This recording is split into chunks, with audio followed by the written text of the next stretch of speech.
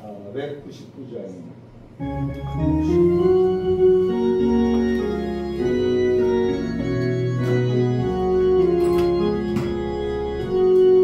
그 밤에 사는 백성들을 보라.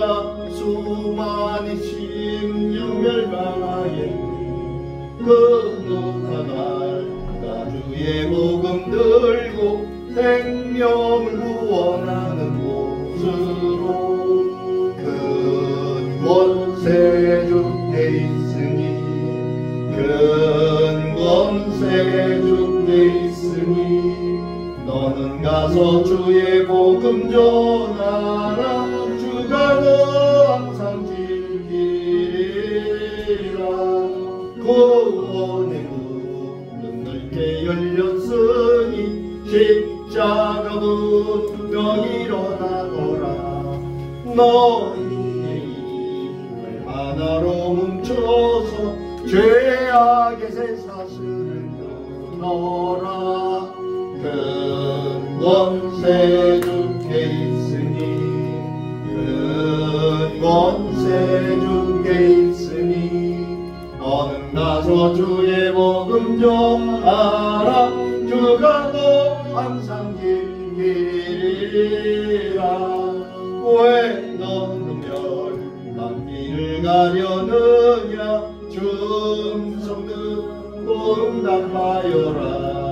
널 구원하려 예수 죽었으니 백명의 참된 복음 전하라. 큰 권세 주께 있으니 큰 권세 주께 있으니 너는 가서 주의 복음 전하라. 주가 너 항상 지키리라. 온 천하 만민 승리의 그날에 영광과 찬송 주께 드리니 속죄하니 또 구원받았으니 기쁘게 할렐루야 부르세. 큰 권세 주께 있으니 큰 권세 주께 있으니 너는 가서 주의 복음 전하라. 주가 너 항상 지키리라. 3절 왜 너는 멸망 길을 가려느냐. 충성 듣고 응답하여라. 널 구원하려 예수 죽었으니 생명의 참된 복음 전하라. 큰 권세 주께 있으니 큰 권세 주께 있으니 너는 가서 주의 복음 전하라. 주가 너 항상 지키리라. 온 천하 만민 승리의 그날에 영광과 찬송 주께 드리네. 속죄하니 너 구원받았으니 기쁘게 할렐루야 부르세. 큰 권세 주께 있으니 큰 권세 주께 있으니 너는 가서 주의 복음 전하라. 주가 너 항상 지키리라. 아멘. 옆에 498장입니다.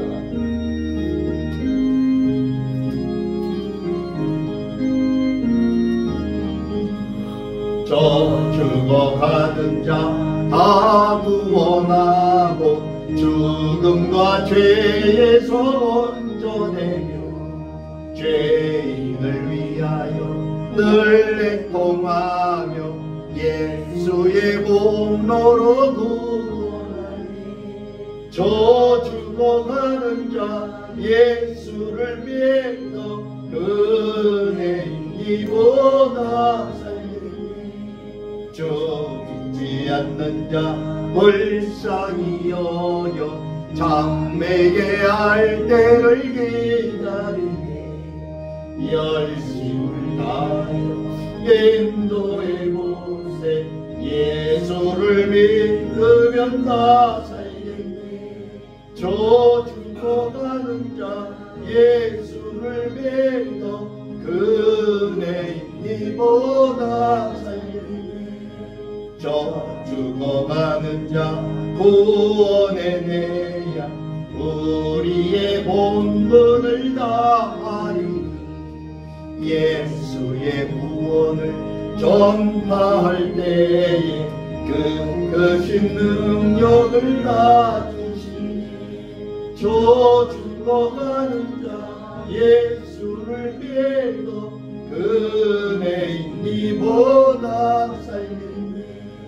저 죽어가는 자 다 구원하고 죽음과 죄에서 건져내며 죄인을 위하여 늘 행동하며 예수의 공로로 구원하니 너 죽어가는 자 예수를 믿어 그 은혜니보다 살리니 주 믿지 않는 자 불쌍히 여겨 장래의 알때를 기다리니 열심을 다하여 인도의 곳에 예수를 믿으면 다 살겠니. 저 죽어가는 자 예수를 믿어 그네인이보다 살겠니. 저 죽어가는 자 구원해내야 우리의 본분을 다하리니 예수의 구원을 전파할 때에 능력을 다 주시니 저 죽어가는 자 예수를 믿어 은혜니보다 살겠네.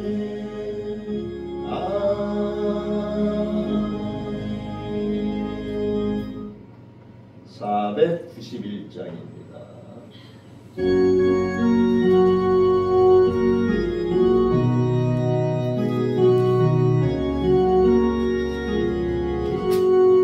저 높은 곳을 향하여 날마다 나아갑니다. 내 뜻과 정성 모아서 날마다 기도합니다. 내 주여 내 맘 붙드사 그곳에 있게 하소서. 그것은 빛과 사랑이 언제나 넘치옵니다. 외롭과 죄가 있는 곳 나 비록 여기 살아도 빛나고 높은 저곳을 날마다 바라봅니다. 내 주여 내 맘 붙드사 그곳에 있게 하소서. 그곳은 빛과 사랑이 언제나 넘치옵니다. 의심의 안개 걷히고 근심의 구름 없는 곳 기쁘고 참된 평화가 거기만 있사옵니다. 내 주여 내 맘 붙드사 그곳에 있게 하소서. 그것은 빛과 사랑이 언제나 넘치옵니다. 험하고 높은 이 길을 따르며 나아갑니다. 다시금 기도하오니 내 주여 하소서. 내 주여 내 맘 붙드사 그곳에 있게 하소서.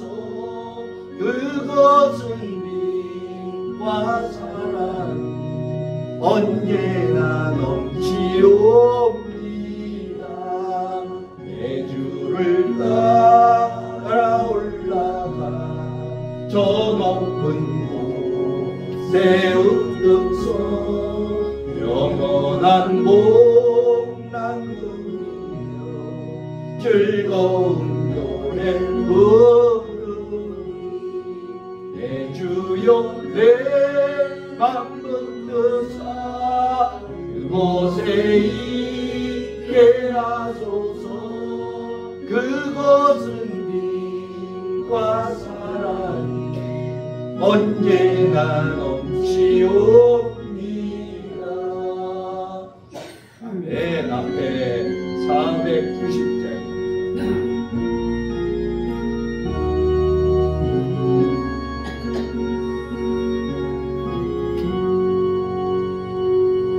주여 지난 밤 내 꿈에 베었으니 그 꿈 이루어 주옵소서. 밤과 아침의 계기로 보여주사 항상 은혜 주옵소서. 나의 놀라운 꿈 정녕 나리니 장차 큰 은혜 받을 표니 나의 놀라운 꿈 정녕 이루어져 주님 얼굴 배우리라. 마음 괴롭고 아파서 낙심될 때 내게 소망을 주셨으며 내가 영광의 주님을 바라보니 앞길 환하게 보이도다. 나의 놀라운 꿈 정녕 나리기는 장차 큰 은혜 받을 표니 나의 놀라운 꿈 정녕 이루어져 주님 얼굴 배우리라.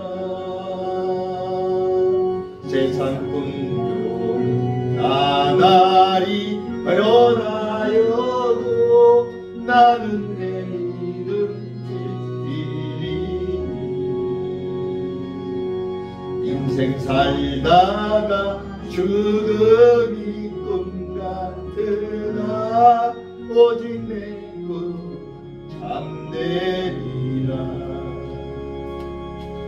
나의 놀라운 꿈 정녕 나리기는 장차 큰 은혜 받을 표니 나의 놀라운 꿈 정녕 이루어져 주님 얼굴 배우리라. 2절입니다. 마음 괴롭고 아파서 낙심될 때 내게 소망을 주셨으며 내가 영광의 주님을 바라보니 앞길 환하게 보이도다. 나의 놀라운 꿈 정녕 나리기는 장차 큰 은혜 받을 표니 나의 놀라운 꿈 정녕 이루어져 주님 얼굴 배우리라. 3 세상 풍조는 나날이 변하여도 나는 내 믿음 지키리니 인생 살다가 죽음이 꿈 같으나 오직 내 꿈은 참되리라. 나의 놀라운 꿈 정령감이 있기는 장차 큰 은혜 받을 표니 나의 놀라운 꿈 정령 이루어져 주님 얼굴을 배우리라. 아멘. 시간이 되었으므로 묵도하심으로 하나님께 예배를 올려드립니다. 묵도하십니다.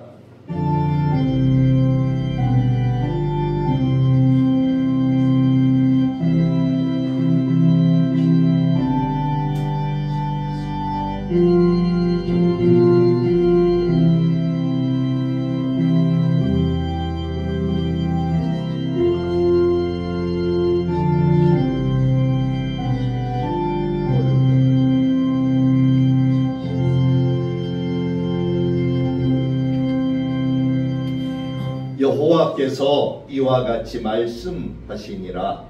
무릇 사람을 믿으며 육신으로 그의 힘을 삼고 마음이 여호와에게서 떠난 그 사람은 저주를 받을 것이라.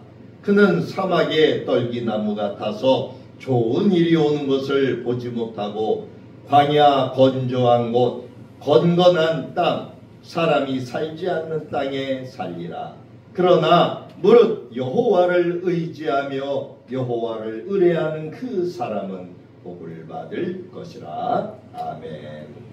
놀라우신 사랑으로 또 우리를 품어주시고 인도하신 주님을 찬양합니다. 오늘은 2025년도 어린이 주일로 예배를 아버지께 올려드립니다. 하나님께서 어린아이와 같지 않으면 천국에 들어올 자가 없다고 말씀하신 것처럼 세상은 악하고 부패하여 우리의 마음들도 다 병들었습니다. 우리가 어린아이와 같은 그러한 순수한 생각, 순수한 마음을 가져야 하나님을 볼 수 있고 하나님 나라에 들어갈 수 있다고 말씀하셨습니다. 주 앞에 나와 예배드리는 우리가 그렇게 될 수 있도록 도와주시고 인도하여 주옵소서. 우리의 연약함을 용서하여 주시고 주님만 바라보며 주의 길을 갈 수 있는 저희 모두가 될 수 있도록 인도하시고 함께하여 주옵소서. 감사드리옵고 살아계신 우리 구주 예수님의 이름으로 기도하옵나이다. 아멘. 찬송가 27절.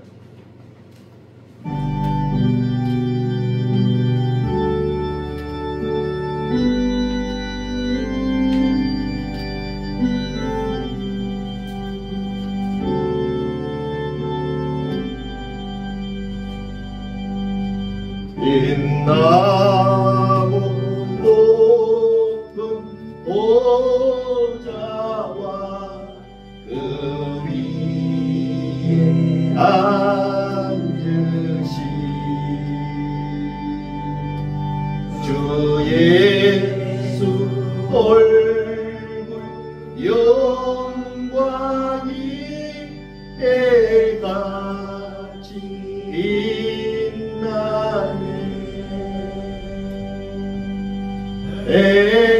해같이 빛나네.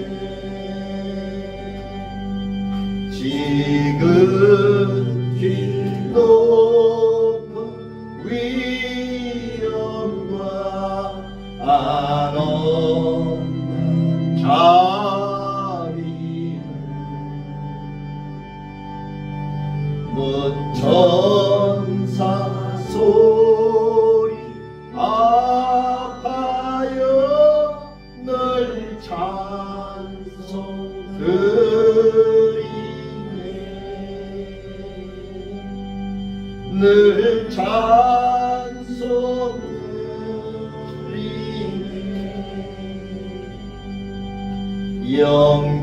영죽은 나를 살리려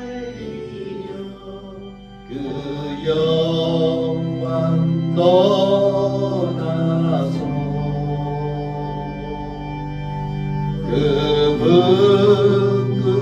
부끄러운 십자가 날 위해 지셨네. 날 위해 지셨네. 나 이제 생명의 숨은 주님의 은혜요. 저 사망 권세 이기니 큰 기쁨 넘치네. 큰 기쁨 넘치네. 주님의 보좌 있는데 전한 몸이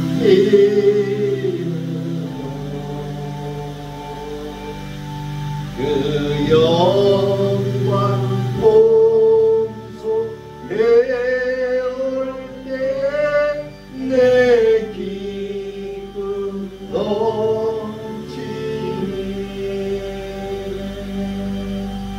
내 기쁨 넘치네.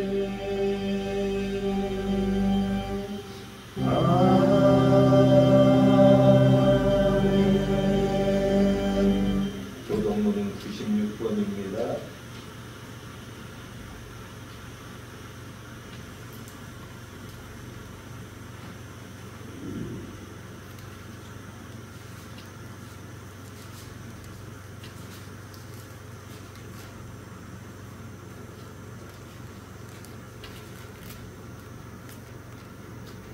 (96번) 어린이 주일에 있는 말씀입니다.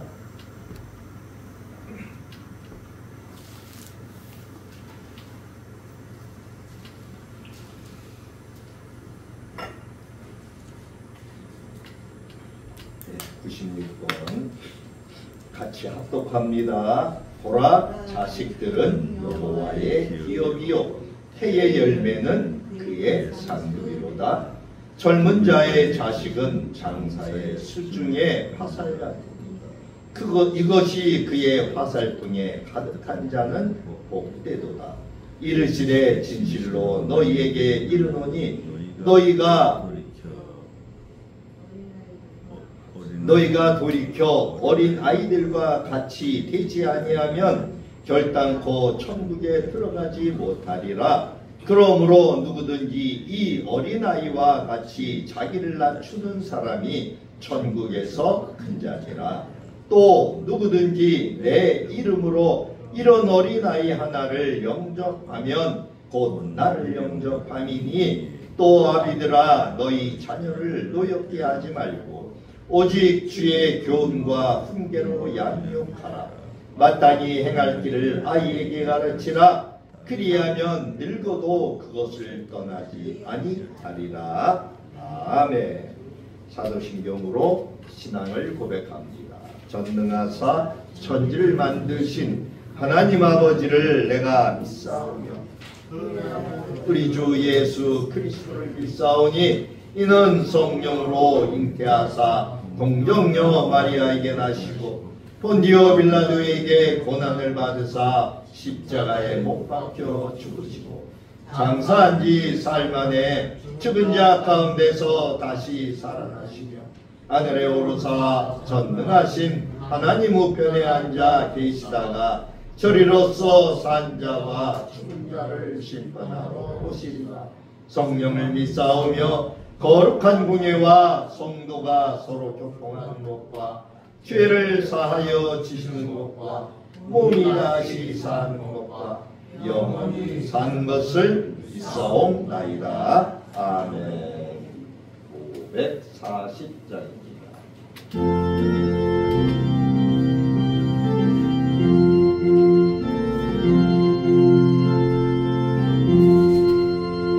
주의 음성 내가 들으니 사랑한다는 말일세.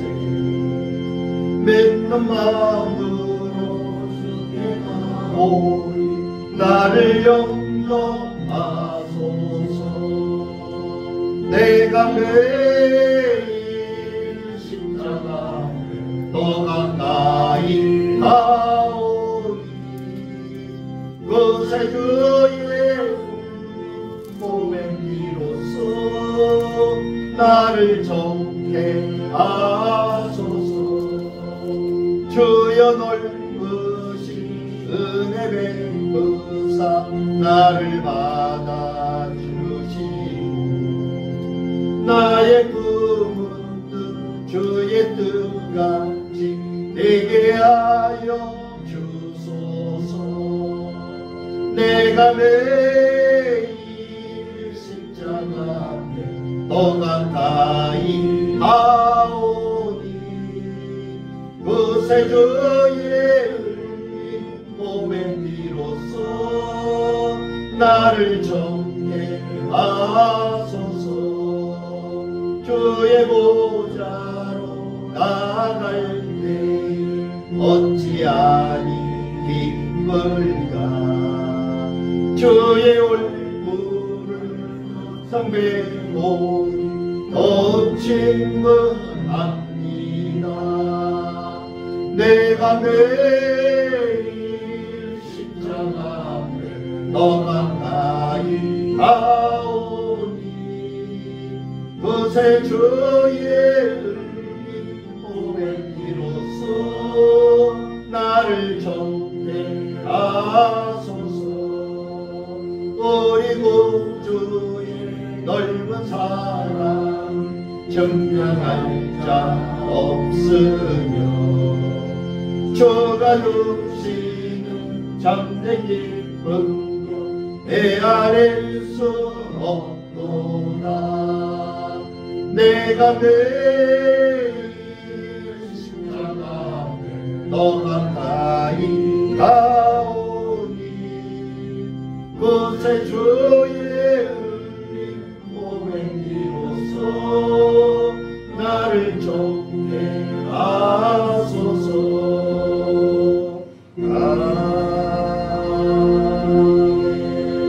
아멘. 공동 기도문을 보십니다.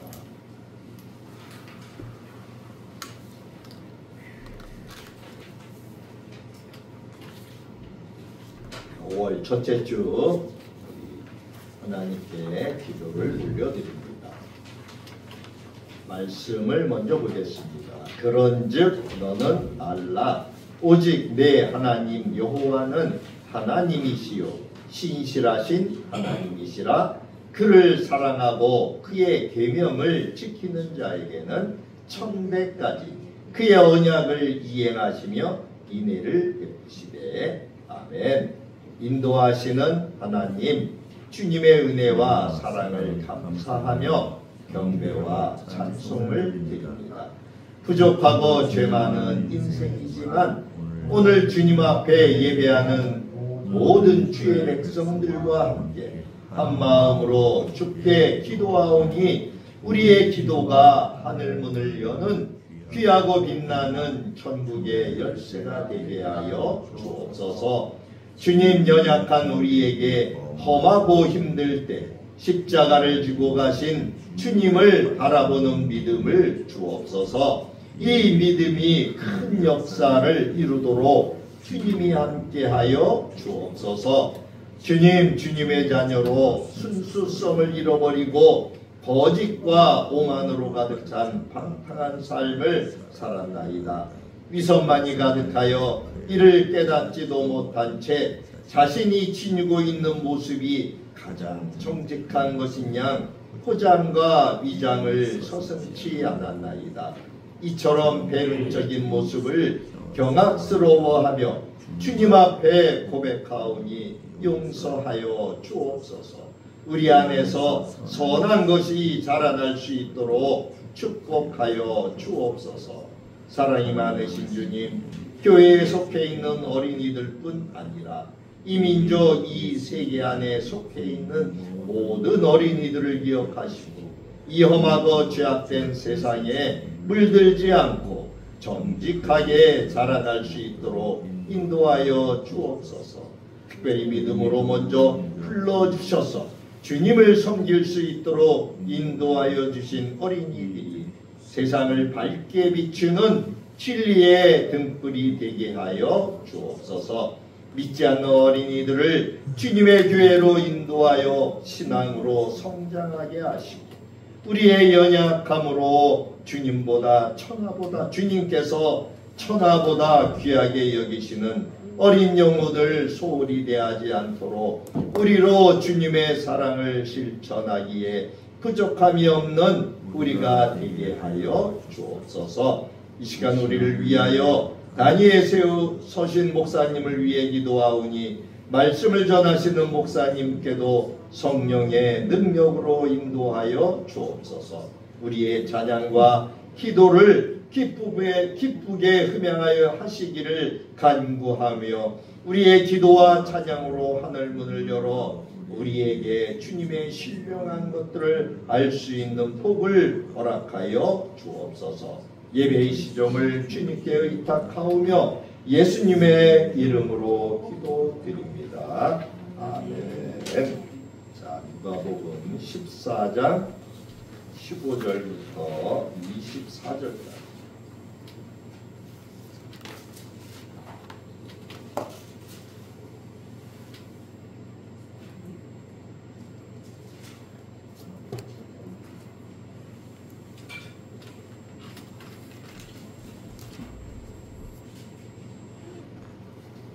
(120쪽에) 14장 15절부터 24절까지 같이 보겠습니다.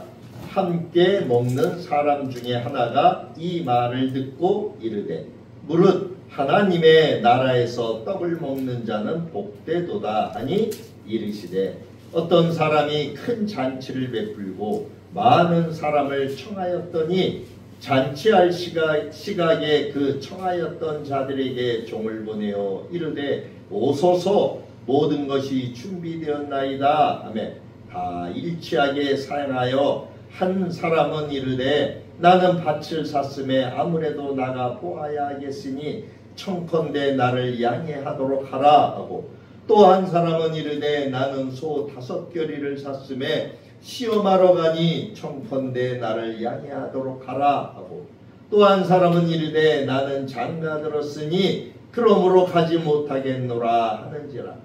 종이 돌아와 주인에게 그대로 구하니 이에 집주인이 노하여 그 종에게 이르되 빨리 시내의 거리와 골목으로 나가서 가난한 자들과 몸 불편한 자들과 맹인들과 저는 자들을 데려오라 하니라. 종이 이르되 주인이여 명한 대로 하였으니 아직도 자리가 있나이다. 주인이 종에게 이르되 길과 산 울타리로 가로 나가서 사람을 강권하여 데려다가 내 집을 채우라. 내가 너희에게 말하노니 전에 청하였던 그 사람들은 하나도 내 잔치를 맛보지 못하리라 하였다 하시니라. 아멘. 오늘은 하나님 나라에 이르는 길 두 번째 시간으로 혼인잔치의 비유에 대한 말씀을 우리가 보려고 해요. 14장은 예수님의 여정 가운데 지금 계속 연결이 되고 있어요. 그죠? 계속 연결이 되고 있습니다. 우리는 지난 시간에 주님께서 이제 예루살렘 근처에 가까이 오신 것을 보게 됐어요. 그래서 앞에 13장에서 보면은 이제 13장에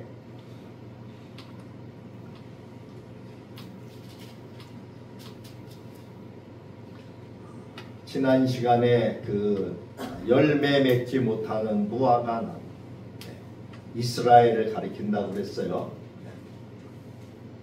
예수님께서는 그 13장 3절에 보니까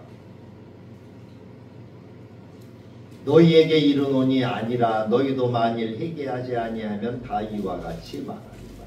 또 실로암에서 망대가 무너져 치어 죽은 18사람이 예루살렘에 거한 다른 모든 사람보다 죄가 더 있는 줄 아느냐? 너희에게 이르노니 아니라 너희도 만일 회개하지 아니하면 다 이와 같이 망하리라. 주님은 우리가 회개해야 될 것에 대해서 말씀하고 있어요. 그러시면서 바로 그 6절에서 그 회개하지 못하는 이 무화과 나무, 그러니까 회개하지 못하는 사람을 이 열매 맺지 못하는 무화과 나무에 비유해서 말씀을 하셨어요. 그러면서 10절에서 이 안식일에 꼬부라진 여자를 고치시죠. 거기에 예수께서 10절에 13장 10절을 봅니다. 예수께서 안식일에 한 회당에서 가르치실 때에 18해 동안이나 귀신 들려 앓으며 꼬부라져 조금도 펴지 못하는 한 여자가 있더라. 예수께서 보시고 불러 이르시되 여자여 내가 네 병에서 놓였다 하시고 안수하신 이 여자가 곧 펴고 하나님께 영광을 돌리는지라. 해당장이 예수께서 안식일에 병 고치는 것을 분내어 우리에게 이르되 일할 날이 엿새가 있으니 그동안에 와서 고침을 받을 것이요 안식일에는 하지 말 것이니라 하거늘. 자, 열매 맺지 못하는 그 무화과 나무에 대한 비유를 하고서 안식일에 주일에 이제 해당해서 예수님께서 말씀을 전하죠. 근데 거기 보니까 11절에 18해 동안 18년 동안이나 귀신이 들린 사람이 있었어요. 이 여자가 귀신이 들려서 18년 동안을 고생하며 고통을 받고 있었어요. 그러니까 예수님께서 말씀을 전하시기 전에 이 고통받는 평생 동안 정말 고통을 받는 거죠. 긴 세월. 이 고통스러운 삶을 살아온 이 여인을 보시고 그녀를 고쳐주셔요. 그런데 여기에서 우리가 하나님이 말씀하시는 게 있죠. 주님이 말씀하시는 몇 가지 사실을 알 수 있어요. 11절에 보니까 이 여자가 이러한 병에 걸린 이유가 뭐예요? 귀신 들려 앓으며. 여러분, 질병은 귀신의 소행이에요. 주님의 나라가 임하게 되면은 질병도 없어져요. 그건 사탄의 귀신들의 농락이기 때문에. 우리가 하나님 나라에 가면은 아픈 것이나 병든 것이나 죽는 것이 없다고 그랬잖아요. 그럼 이 땅에서도 하나님 나라가 임하면은 이 귀신 들려서 앓고 이렇게 힘든 그러한 일들을 피해갈 수 있겠죠. 그러나 주님은 우리에게 이야기하셔요. 죄 없는 사람이 한 사람도 없다는 거예요. 예수님께서는 말씀을 전하시기 전에 이 고통받는 이 여자에게 내 병에서 놓였으니 평안히 가라고 예수님이 말씀하셔요. 여자는 병고침을 받고 하나님께 영광을 돌려요. 13절에 안수하신 이 여자가 곧 펴고 하나님께 영광을 돌리는지라. 근데 여기 해당장의 반응이 좀 우습죠? 네. 잘 보세요. 14절에 해당장이 예수께서 안식일에 병 고치는 것을 보고 분내어 무리에게 이르되 일할 날이 엿새가 있는데 그동안에 와서 고침을 받아도 되는데 왜 안식일에 이 일을 하느냐. 지금 예수님께 그렇게 항변하는 거죠. 이 해당장의 반응이 너무나 참 어이가 없죠.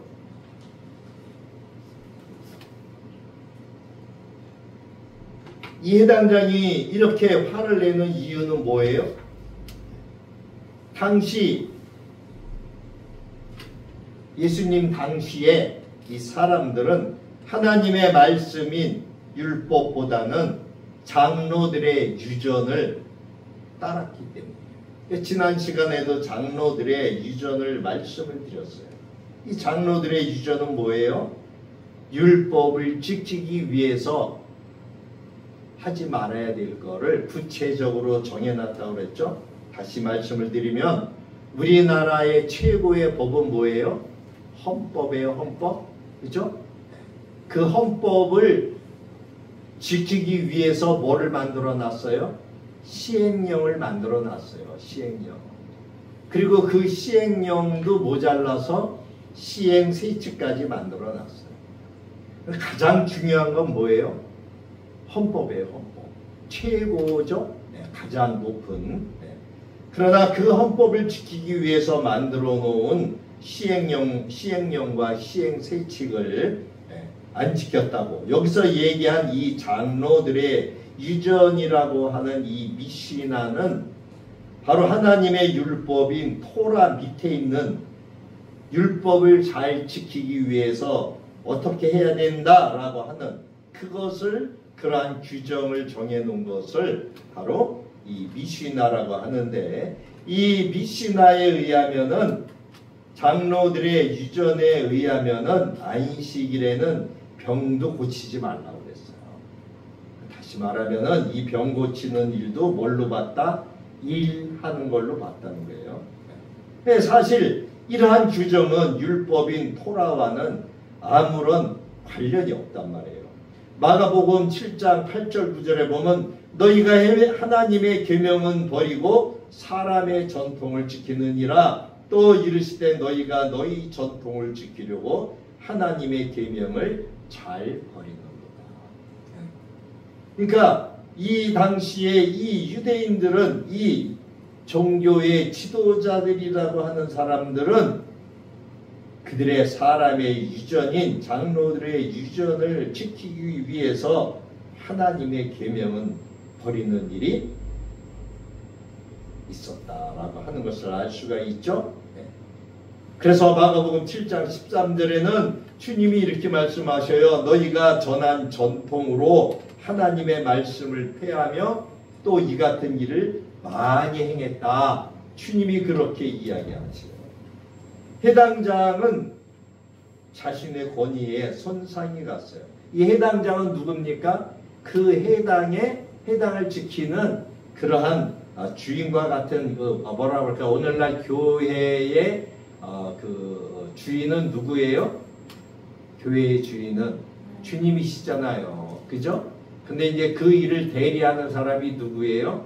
교회의 직분자들이, 직분자, 장로나 권사나 권찰이나 이런 분들이. 목사는 하나님의 말씀을 전하는 역할을 해요. 이 당시 이 해당장은 자신이 관할하고 있는 이 해당에서 일어나는 모든 일을 주관하는 오늘날의 평신도 사역자, 장로와 같은 일을 하는 사람이었단 말이에요. 그 지역의 장로들 중에서 이 일을 1년이나 또는 2년 동안 돌아가면서 이러한 일을 감당을 하는데, 그런데 이 해당장은 자신의 허락 없이 예수님이 이 해당에서 귀신을 쫓아내고 병 고치는 일을 한 것에 대해서 불편한 마음을 가지게 된 거예요. 그래서 이 해당장이 예수님의 행동에 대해서 비난을 합니다. 그런데 예수님에게 직접 말할 수는 없죠. 왜? 당시 모든 사람들이 예수님을 추종하고 따라다녔기 때문에.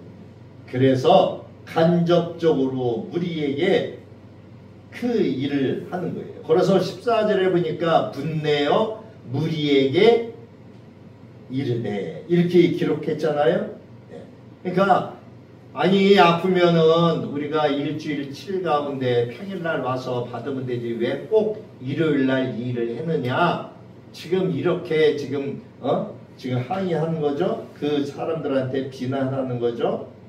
근데 예수님은 이 해당장에게 또 해당장을 포함한 모든 사람들에게 책망을 하셔요. 우리 앞에서 외식하는 자라는 표현을 많이 했잖아요. 15절에 보니까 주께서 대답하여 이르시되 외식하는 자들아 너희가 각각 안식일에 자기의 소나 나귀를 외양간에서 끌어내어 이끌고 가서 물을 먹이지 아니하느냐. 그러면 18해 동안 사탄에게 매임받은 이 아브라함의 딸을 안식일에 이 매임에서 푸는 것이 합당하지 아니하냐. 예수님이 하신 말씀이에요. 이 외식은 뭐예요? 율법을 주신 하나님의 뜻을 제대로 알지 못하고 엉뚱한 일을 하는 것이죠. 엉뚱한 일을 하는 거예요. 예수님은 우리가 앞에서 11장 12장에서 바리새인들 종교 지도자들에 대한 외식에 대해서 비판하셨어요. 책망하셨어요. 그래서 예수님은 외식을 가장 싫어했어요. 오늘날에도 교회 다니는 사람들이 외식하는 자들이 많죠. 이 외식은 밖에 가서 밥 먹는 게 아니에요. 교회는 다닌다고 하면서 세상 사람들과 똑같이 그보다 더 심하게 말하고 행동하는 사람들이 있어요. 이거는 하나님 나라를 대적하는 것이죠. 하나님을 얼마나 우습게 생각을 할까요? 앞에 12장 1절에 그동안에 무리 수만 명이 모여 서로 밟힐 만큼 되었더니 예수께서 먼저 제자들에게 말씀하여 이르시되 바리새인들의 누룩 곧 외식을 주의하라. 그러시면서 뭐라고 그랬었어요? 바로 바리새인은 지금 잔과 대접의 겉은 깨끗이 하지만 속에는 탐욕과 악독이 가득했다. 그죠? 책망하셨어요. 마태복음에도 23장 25절에 25절 6절에 그렇게 말씀하셨어요. 화 있을진저 외식하는 서기관들과 바리새인들이여 잔과 대접의 겉은 깨끗이 하되 그 안에는 탐욕과 방탕으로 가득하다. 이와 같이 그 마음을 찌르는 예수님의 지적에 대해서 반대하는 자들은 부끄러움을 느끼고 반대로 온 무리는 이로 인해서 하나님께 영광을 돌리게 되죠. 자, 하나님의 말씀은 이렇게 우리의 심령을 어떻게 해요? 깨우치게 해요. 여기 17절에 보니까 예수께서 이 말씀을 하심에 누가복음 13장 17절에 예수께서 그러한 말씀을 하시니까 모든 반대하는 자들은 부끄러워하고 온 무리는 그가 하시는 모든 영광스러운 일을 기뻐하니라. 이 사건을 통해서 바리새인들과 이 백성의 지도자임을 자처하는 이러한 사람들 그리고 대중들의 생각이 얼마나 큰 인식의 차이가 있는가를 확인할 수가 있었어요.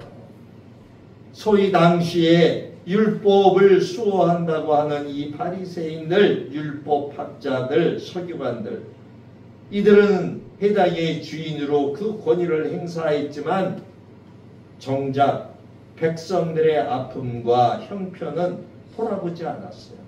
그들은 율법을 주신 하나님의 진정한 마음과 뜻을 알지 못했어요. 그래서 그 하나님의 율법은 뭐예요? 하나님 사랑, 이웃 사랑이라고 하는 것을 예수님이 말씀해 주셨잖아요.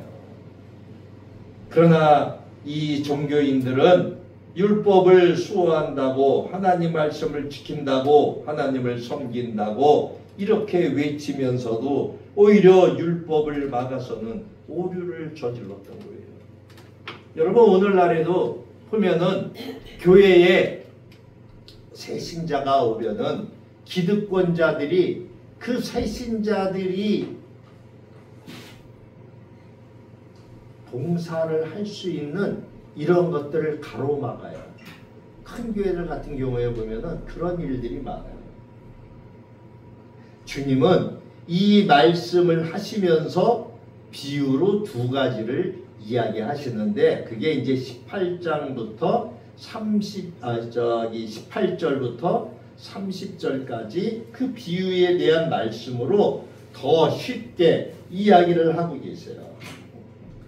사실 이 비유는 앞에 지금 예수님이 하신 그 말씀하고는 뭔가 사건이 좀 다른 것처럼 이렇게 보이지만 사실은 앞에 사건의 결과로 주어진 예수님의 특별한 가르침이에요. 그래서 18절에 보면은 그러므로 이렇게 이 접속사가 연결이 되어 있죠. 예. 그러므로 예수께서 이르시되 하나님의 나라가 무엇과 같을까? 내가 무엇으로 비교할까? 예수님은 이 비유를 통해서 여기 하나님의 나라, 하나님의 나라의 성격에 대해서 지금 말씀하고 있어요. 비유의 소재는 전혀 다른 이러한 소재를 가지고 말씀을 전하지만 메시지는 그와 같은 겁니다. 19절을 볼까요? 마치 사람이 자기 채소밭에 갖다 심은 겨자씨 하나 같으니 자라 나무가 되어 공중의 새들이 그 가지에 깃들였느니라. 또 이르시되 내가 하나님의 나라를 무엇으로 비교할까? 마치 여자가 가루 서말 속에 갖다 넣어 전부 부풀게 한 누룩과 같으니라 하셨더라. 여기 보니까 겨자씨 하나 그리고 밀가루 속에 있는 누룩, 그죠? 두 가지로 그 이해를 하시죠? 하나님 나라도 마찬가지라는 거예요. 하나님의 나라는 영원한 생명이 있기 때문에 언젠가는 그 생명의 파급력이 이 세상 모두를 덮게 될 거다. 하나님의 나라에 그 말씀하고 있는 이 영원한 생명은 뭐예요? 예수님이 오셔서 우리에게 주신 게 뭐예요? 복음이잖아요. 복음. 이 복음에는 이렇게 생명이 있어요. 마태복음에서는 뭘 이야기했어요? 마태복음에서는 땅에 심는 씨앗으로 비유했잖아요. 마태복음에서. 결과적으로 하나님의 나라는 그 안에 있는 생명력으로 인해서 온 세상에 퍼져나갈 것이죠. 파급력이 있다는 거예요. 여기 보니까 19절에 공중의 새들이 그 가지에 깃들이 나오고 겨자씨 하나로 인해서 여러분 겨자씨 굉장히 작다고 그랬죠? 제가 이스라엘에 갔을 적에 겨자씨를 봤는데 우리 그 쌀 한 풀보다도 더 작아요. 굉장히 조그매요. 나같이 눈 어두운 사람은 돋보기를 조금 도수를 높은 걸 가지고 써야 보일 정도. 근데 그만한 겨자씨 하나가 나중에는 어떻게 돼요? 공중의 새들이 깃들일 정도의 엄청 큰 그러한 나무, 그러한 숲을 나뭇가지를 이룬다는 거예요. 예수님은 이 비유를 통해서 생명이 없는 그러한 사람들의 전통, 장로들의 전통을 고수하려는 이 당시 지도자, 종교의 지도자들이라고 하는 이 사람들의 외식, 그것을 하나님 나라의 생명력과 비교를 하는 거예요. 결과적으로 하나님의 나라는 그 안에 있는 생명력으로 인해서 어떠한 상황에서도 자라나고 성장하게 될 것이라. 여러분, 오늘날 지금 우리 역사가 증거해주고 있죠. 예수님 당시 예수님 한 분이 퍼뜨리셨던 그 겨자씨와 같은 그 복음이 오늘날 70억 인구 가운데서 3분의 1 정도가 지금 기독교잖아요. 오늘날도 마찬가지입니다. 교회의 공동체 안에 하나님 나라의 생명력이 있는 것을 우리는 알아야 돼요. 지금은 비록 미약해 보여요. 그러나 이 하나님 나라의 생명력을 우리가 가지고 있다면은 언젠가는 큰 나무가 돼서 많은 영혼을 깃들게 하는 그러한 역할을 감당하게 될 거예요. 여러분, 어느 교회에 새 신자가 왔는데 그분 안에는 말을 잘하고 또 전도를 잘하는 이러한 은사가 있어요. 그분이 그 교회에 와서 목사님의 설교 말씀을 듣고 마음에 어떤 감동을 받고서는 내가 전도를 해야 되겠다. 내가 빈자리를 채워야 되겠다. 이러한 감동을 받고서는 전도를 해가지고 교회를 부흥케 하는 이러한 것들을 우리는 많이 보지 않습니까? 오늘 우리는 이 마지막 말세지 말에 살아나가면서 많은 것들을 버렸죠. 잃어버렸어요. 우리는 생각해 봐야 돼요. 내 안에 결코 포기되지 않는 영생을 위한 하나님 나라의 그 생명, 복음이 있는가? 그리고 내가 속한 이 공동체, 교회 안에 영혼을 향한 하나님의 그 긍휼, 그 마음이 흐르고 있는가? 이 두 가지 비유는 마태복음에서는 13장에 기록되어져 있어요. 마태복음 13장은 예수님이 비유로 말씀하신 하나님 나라, 천국에 대한 비유들로 가득 차 있죠. 마태는 의도적으로 그러한 사건들을 모아가지고 마태복음 13장에 전부 다 기록을 해놨어요. 근데 마태복음하고 이 누가복음하고의 차이는 뭔지 아세요? 이 누가복음은 마태, 마가, 누가, 요한복음을 기록한 그 시기를 보면 우리가 알 수가 있는데 마태복음은 누구를 대상으로 기록했다고 그랬어요? 마태가 자기의 동족 유대인들을 대상으로 기록을 했죠. 나머지 마가 또 누가 요한은 이방인들을 유대인을 포함한 이방인들을 전체적으로 다 대상으로 해서 기록을 했어요. 근데 기록 연대가 대강 언제냐? AD 60년 이후예요. 다시 말하면은 예수님의 공생의 기간이 언제까지예요?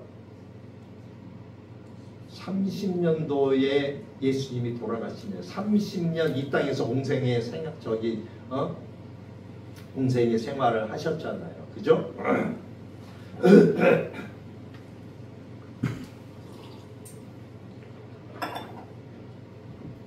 예수님이 AD 30년에 돌아가시고 로마에서 기독교를 핍박하기 시작을 했잖아요. 그래서 제자들이 어떻게 해요? 다 뿔뿔이 흩어지잖아요. 그들이 흩어지기 전에 예수님께서 부활하셔서 감람산에서 제자들을 만나셨잖아요. 그리고 그들이 보는 앞에서 하늘로 올라가셨잖아요. 그러시면서 너희가 본 모습 그대로 내가 다시 올 것이다. 그리고 제자들에게 뭘 명하셨어요? 제자들에게 복음을 전할 것을 말씀하셨잖아요. 그래서 마태복음에서는 마태는 뭐라고 해요? 너희는 내 이름으로 제자들을 삼아서 사마리아와 땅끝까지 복음을 전하라고 했죠. 마가는 뭐라고 그랬어요? 마가는 여기 써있네요. 우리 마가복음 16장 15절 끝에 보니까 온 천하에 다니면서 모든 사람에게 복음을 전하라. 다 그 제자들이 기록한 맨 마지막 말씀은 뭐예요? 복음 선포, 복음 전포. 그죠? 근데 누가는 예수님이 돌아가시고 난 30년 후에 이 글을 기록하게 됐어요. AD 60년경에. 마태는 그로부터 예수님 돌아가시고 35년경에 마태복음을 기록해요.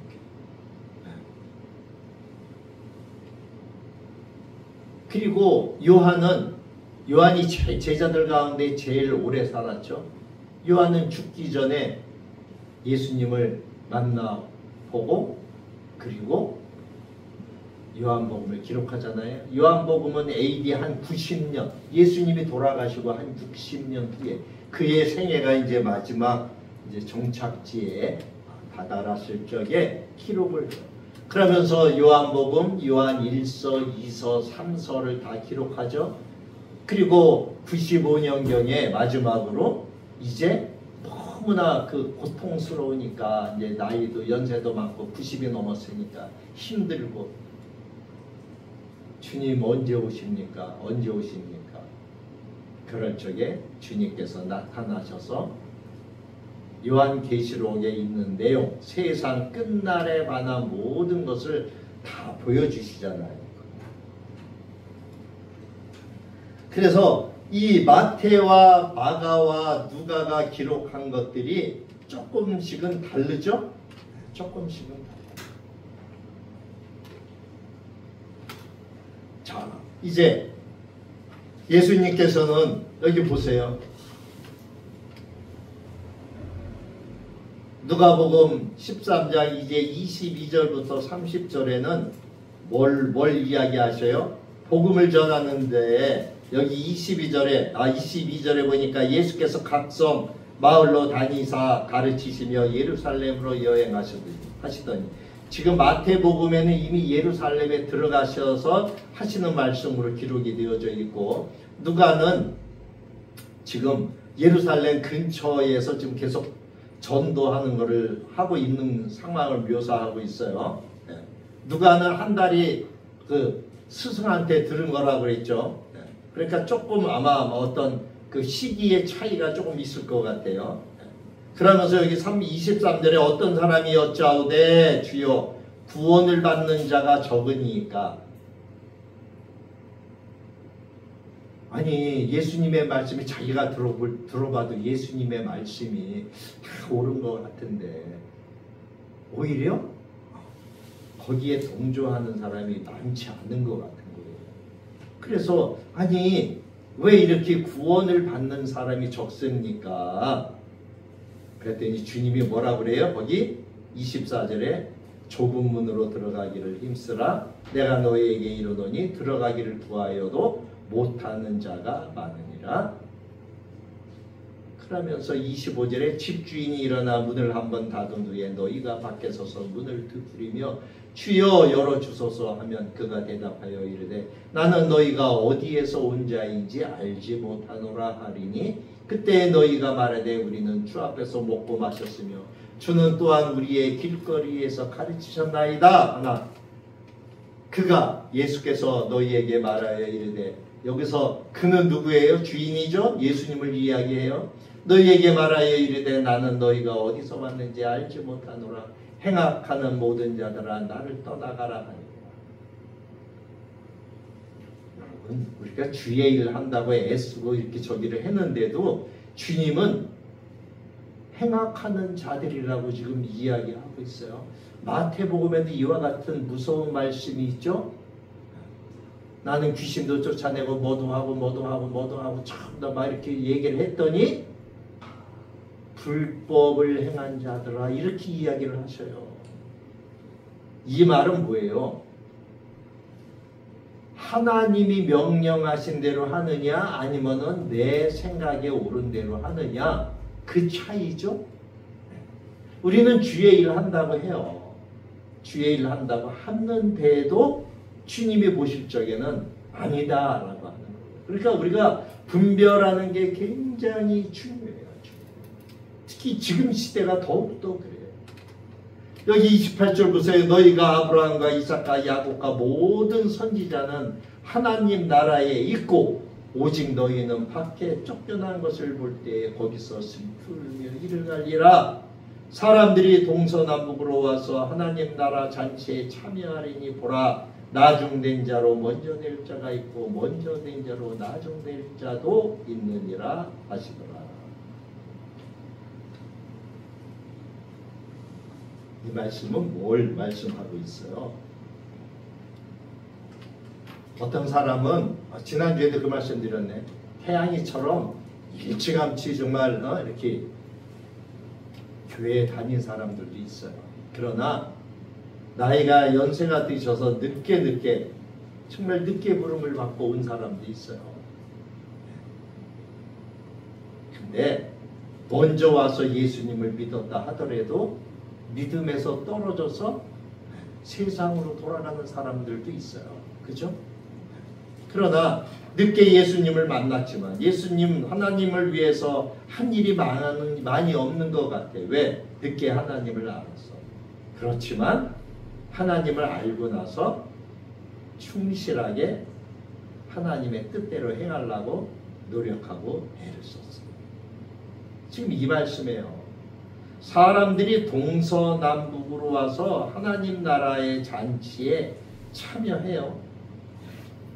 그죠? 지금 전 세계에 있는 사람들이 다 동서남북에서 지금 기독교로 오고 있잖아요. 하나님 나라 잔치에 참여해요. 그렇지만 그 많은 사람들 가운데 먼저 된 자도 있고 나중 된 자도 있어요. 그러니까 구원은 누구에게 속해 있어요? 하나님께 속해 있어요. 하나님. 28절에 너희가 아브라함과 이삭과 야곱과 모든 선지자는 하나님 나라에 있다라고 하는 것을 알아요, 알아. 그죠? 여기 있고 그랬잖아요. 그죠? 안다니까? 교회 다니면서 말씀을 많이 들어가지고 하나님 나라의 말씀을 많이 아는 사람이 있어요. 어떤 사람들은 성경을 너무 많이 읽어갖고 교회는 안 다녀? 박사도 있어요. 신학 박사 많잖아요. 근데 그 마음에 하나님을 믿느냐? 아니요. 그거에 대해서는 퀘스천 마크가 항상 따라다녀요.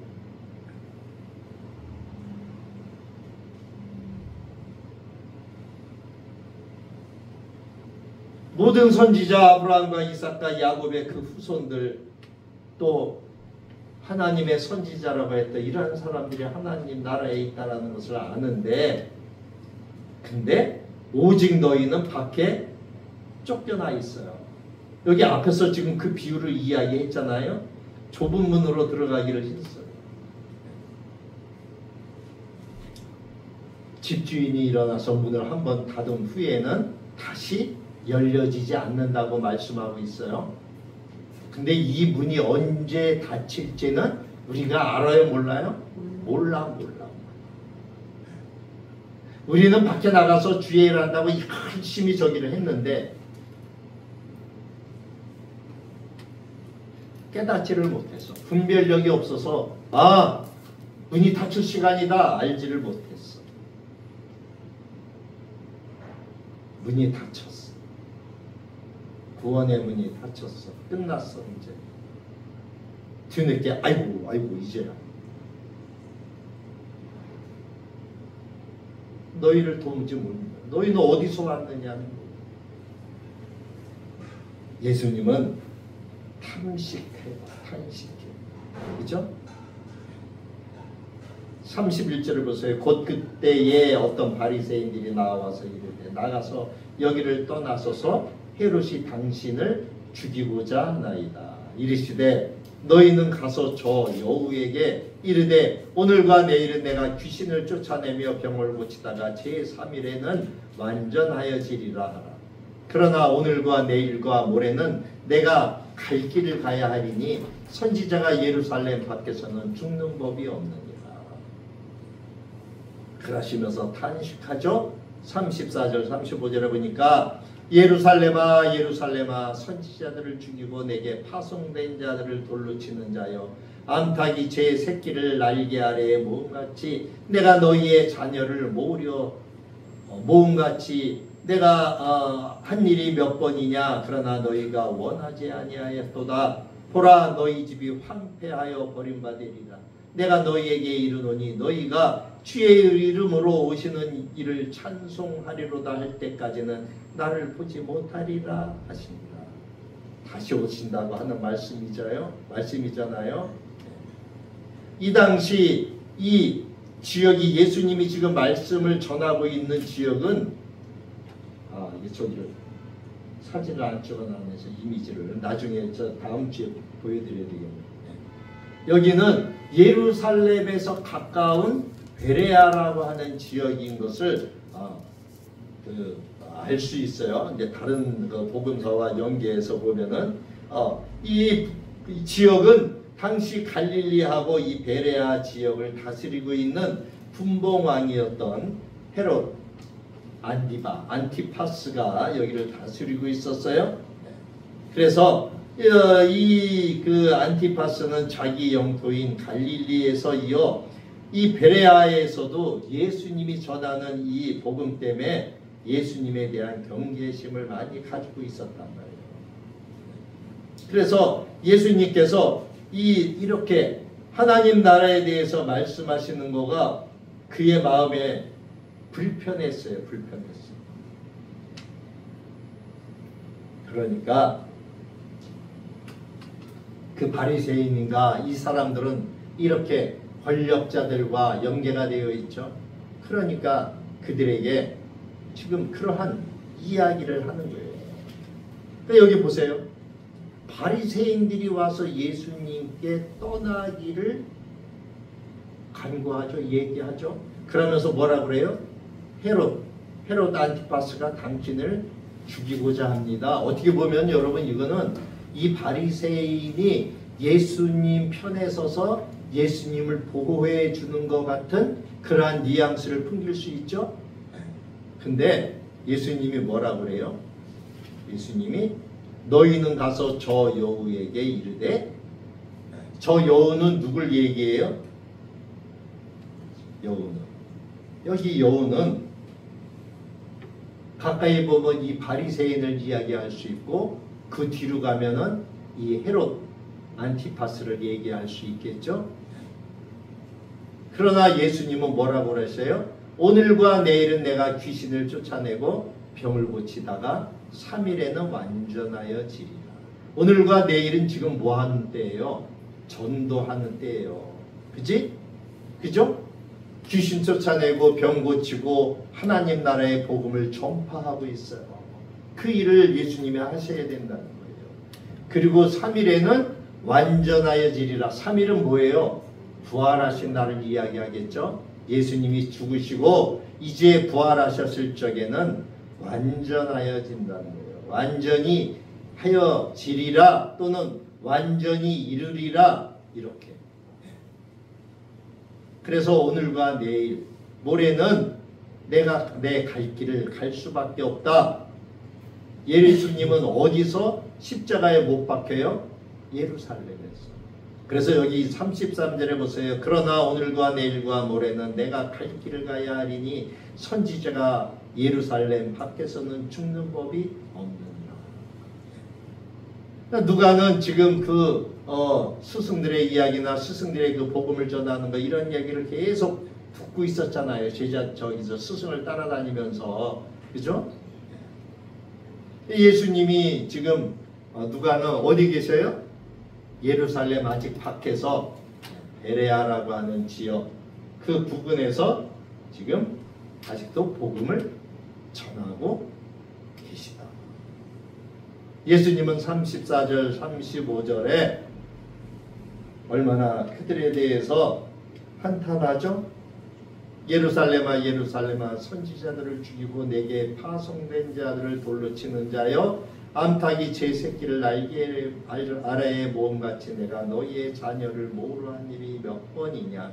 그러나 너희가 원하지 아니하였도다.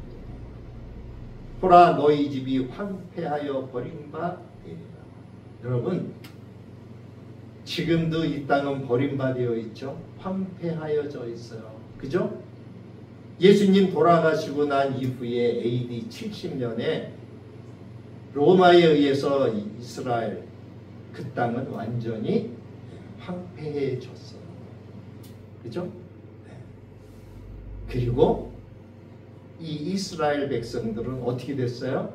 디아스포라가 돼서 전 세계로 피난민이 돼버렸죠. 쫓겨났어요.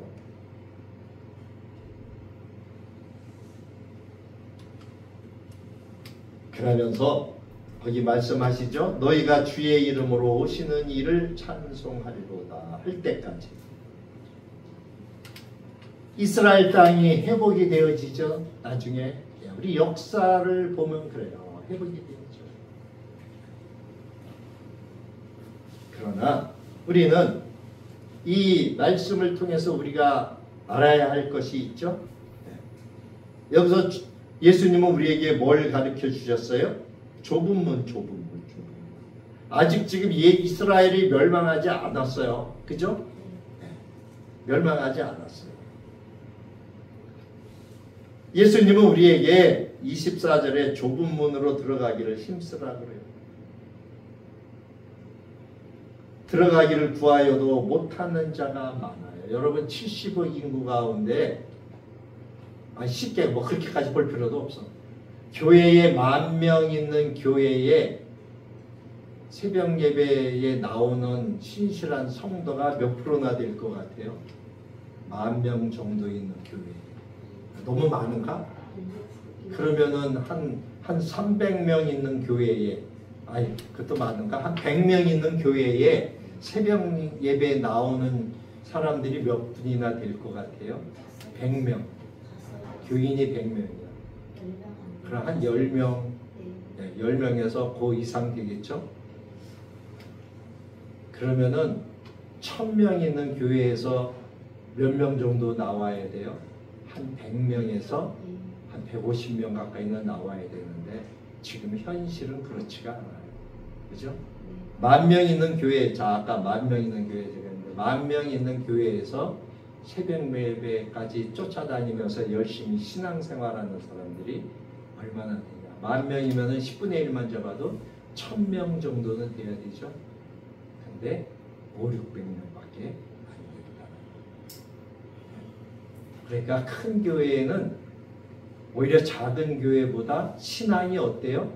더 낮아. 신앙심이 낮죠. 신앙심.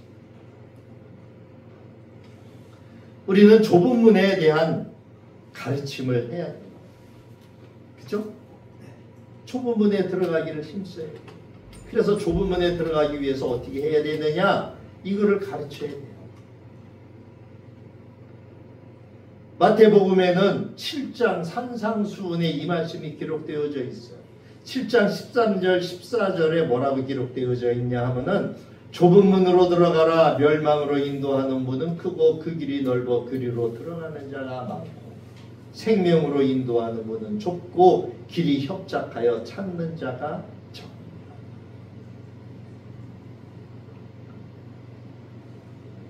마태복음에는 그냥 산상수훈으로 이러한 말씀만 적혀져 있어요.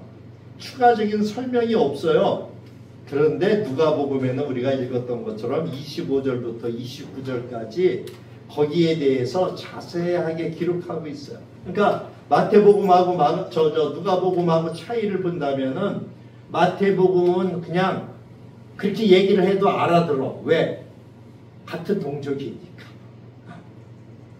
근데 이방인들은 못 알아듣죠. 이게 뭔 말이야. 그러니까 보충 설명을, 추가적인 설명을 누가는 기록했다는 거예요.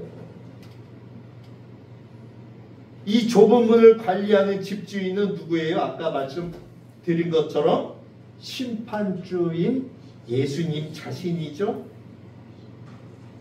마태복음에는 아까 그 부분에 대해서 7장 22절에 7장에 기록해 있는데 산상수훈에서는 뭐라고 돼 있냐? 나더러 주여 주여 하는 자마다 천국에 들어갈 것이 아니요 다만 하늘에 계신 내 아버지의 뜻대로 행하는 자라야 들어가리라. 여기 보니까 하늘에 계신 내 아버지의 뜻대로 행해야 된다는 거예요. 여러분 주의 일 많이 한 거 해야 되죠. 근데 하나님의 뜻대로 안 하고 내 명예와 내 어떤 자만심으로 했어요. 그런 분들 많죠? 아까 제가 말씀드렸잖아요. 22절 23절에 마태복음 7장 그날에 많은 사람이 나더러 이르되 주여 주여 우리가 주의 이름으로 선지자 노릇하고 주의 이름으로 귀신 쫓아내고 주의 이름으로 많은 권능 행하지 아니하였습니까?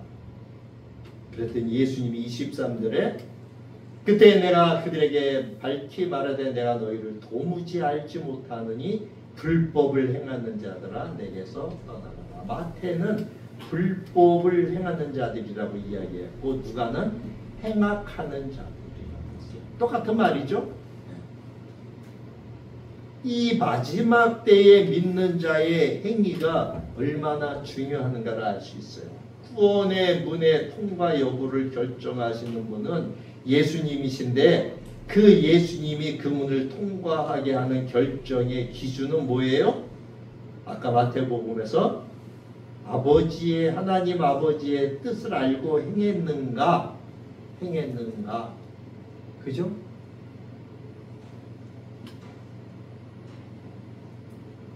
결국 그 하나님 아버지의 뜻을 가지고 행한 그 여부를 가지고 구원의 문의 통과 여부를 예수님은 결정하신다라고 하는 것을 우리는 알 수 있죠.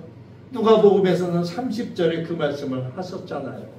아까 말씀드린 것처럼 나중 된 자로서 먼저 될 자가 있고 먼저 된 자로서 나중에 될 자도 있다. 여기에 대한 자세한 말씀은 마태복음 7장에 있는 그 말씀. 그렇기 때문에 구원은 누구든지 장담할 수 없어요. 우리는 날마다 우리 자신을 돌아봐야 되죠. 그래서 우리가 하루하루의 생활 가운데 방심하지 않고 하나님의 뜻대로 살아가는 이 좁은 문의 삶, 이 좁은 문의 삶을 우리는 잘 살펴야 돼요. 그래서 주님께서 우리에게 뭘 말씀해 주셨어요? 회개. 너희는 이미 목욕은 했는데 뭐를 해야 된다고? 발 씻어야 된대. 이스라엘 사람들은 얘기 드렸잖아요. 땅이 너무 건조해서 우리 그 집신 같은 거 신고 다니지만 너무 먼지가 많이 일어나고 그러니까 남의 집에 들어갈 적에 또 내 집에 들어갈 적에는 항상 뭘 해요? 손과 발을 씻어요. 그 비유를 들어서 이야기하신 거예요. 너희는 이미 목욕했는데 뭐만 씻으라고? 발만 씻으라는 거예요. 그 얘기는 뭐예요? 자, 예수님이 아까 제가 처음에 말씀드렸어요. 예수님이 이 말씀을 하신 이유는 뭐예요? 13장 5절 한번 가보세요. 성경 누가복음 13장 5절. 자, 이 한 절 말씀을 읽고 마치겠습니다. 117쪽에 누가복음 13장 5절 시작. 너희에게 이르노니 아니라 너희도 만일 회개하지 아니하면 다 이와 같이 하리라. 회개해야 된다는 거예요. 회개해야 된다는 거예요. 이 회개를 해야 되는 이유에 대해서 지금 예수님이 여러 가지 비유로 또 막 바리새인과 서기관들과 율법 학자들 이런 사람들을 끄집어내서 그 사람들이 하는 일은 뭐예요? 교회 다닌다고 하면서 외식해. 외식. 엉뚱한 짓 해. 엉뚱한 짓. 교회 다닌다고 하면서 믿음 좋다고 하면서 직분까지 받았는데 하는 짓은 뭐해? 정말 신실한 일반 성도보다도 못해. 그런 사람들이 얼마나 지금 세상에 많은지 몰라요. 목사도 마찬가지예요. 오늘날의 목사들 그런 목사들이 많아요. 우리 학교에 그 왔던 목사님 한 분이 있어요. 부흥회를 얼마나 열심히 다니시는지. 내가 부흥회 열심히 다니니까 많은 사람 우리는 전도하고 전도하고 그랬는데 그분이 우리 학교에 온다라고 하니까 여기저기에서 투서식으로 이야기가 들어왔어. 능력이 있어. 근데 사람의 질이 안 좋대. 뭔 얘기야? 이거 밝힌대. 이게 뭐예요? 돈 밝기. 하나님이 주신 그 선한 은사를 가지고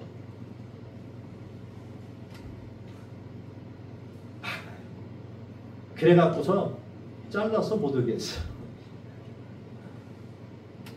그러니까 우리가 하나님의 뜻을 바로 이렇게 분별해서 아버지의 뜻이 정말 뭔가, 목사고 뭐 직분자들이고 우리는 이런 것을 생각해야 돼요. 특히 지금은 시대가 혼탁하기 때문에 분별을 잘해야 된다고 제가 계속 이야기하죠. 예수님은 이스라엘이 이 나라가 어떻게 될 줄을 아셨어요. 그래서 마지막에 그 한탄을 하시잖아요. 34절 35절. 예수님이 이스라엘을 어떻게 될 건지 아시기 때문에 이 말씀을 하시는 거예요. 우리가 신앙생활을 해나가면서 때로는 실수도 하고 때로는 분별하지 못해서 예수님이 싫어하는 일을 할 때도 있어요. 그러나 그때 우리는 정말 우리 마음을, 정신을 차리고 마음을 다잡고 하나님 앞에 애통하는 회개를 하고 다시 발걸음을 떼어야 되겠죠. 14장 다음 주부터 다시 이제 14장 들어가는 걸로 하겠습니다. 기도합니다. 고맙습니다, 주님. 우리가 주님을 믿는다고 하지만 주님은 우리에게 자기 십자가를 지고 나를 따라오라고 말씀하셨습니다. 그러나 우리는 십자가를 지기를 싫어합니다. 그 십자가를 지신 주님은 나를 위해서 모든 것을 희생하셨지만 우리는 주님의 십자가가 아닌 나의 십자가를 지는 것조차도 우리는 싫어합니다. 시대가 너무 혼탁합니다. 우리가 깨어있지 않으면 정말 문이 언제 닫힐지 알 수가 없습니다. 깨어있는 저희들 되도록 도와주옵소서. 감사드리고 예수님의 이름으로 기도하옵나이다. 아멘. 210장 찬양하며 예물을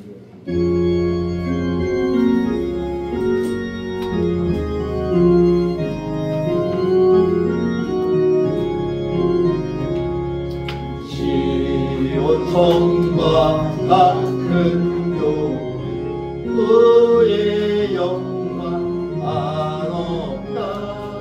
허락하신 말씀대로 주가 친히 세워라.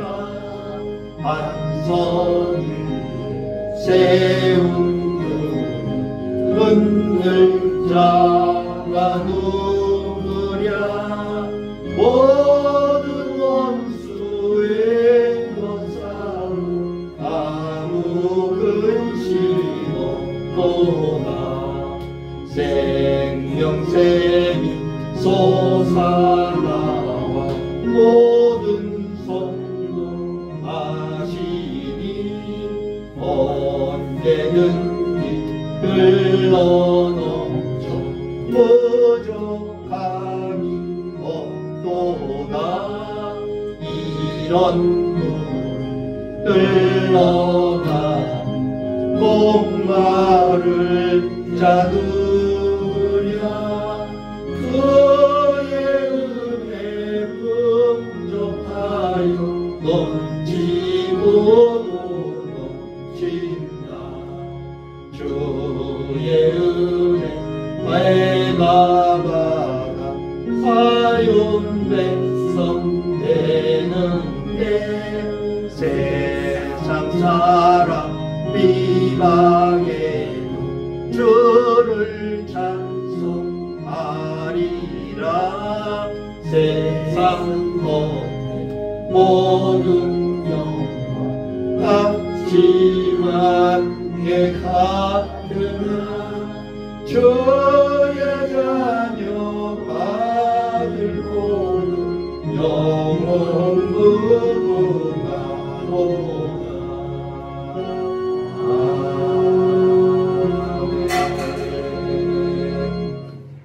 드려진 예물 위하여 기도합니다.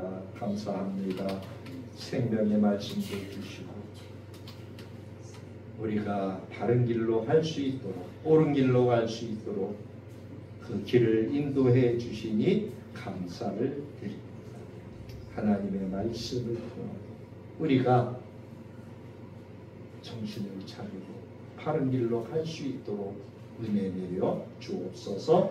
오늘도 아버지 앞에 10의 1조와 선교 헌금과 건축 헌금과 주일 주정 헌금과 감사 헌금을 올려드립니다. 이 예물이 하나님 흡족하게 흠양하여 주시고 드리는 물질이 적을지라도 하나님 능력으로 오병이어의 기적처럼 그렇게 사용하여 주옵소서. 예물이 쓰여지는 곳곳마다 하나님의 은혜와 영광이 나타날 수 있도록 축복하여 주옵소서. 이제는 우리를 구원하신 예수 그리스도의 크신 은혜와 우리 아버지 하나님의 무한하신 사랑하심과 성령님의 감화감동 위로 교통 내주 역사하심이 오늘도 하나님 앞에 나와 예배하며 하나님을 찬양하며 생명의 길로 나아가는 하나님의 사랑하는 자녀들과 또 그의 한 손의 모든 일 위에 그의 후손들 위에 우리 참빛교회 위에 이 나라와 이 민족 온 세계 열방 위에 이제로부터 영원토록 함께 계실지어다. 아멘.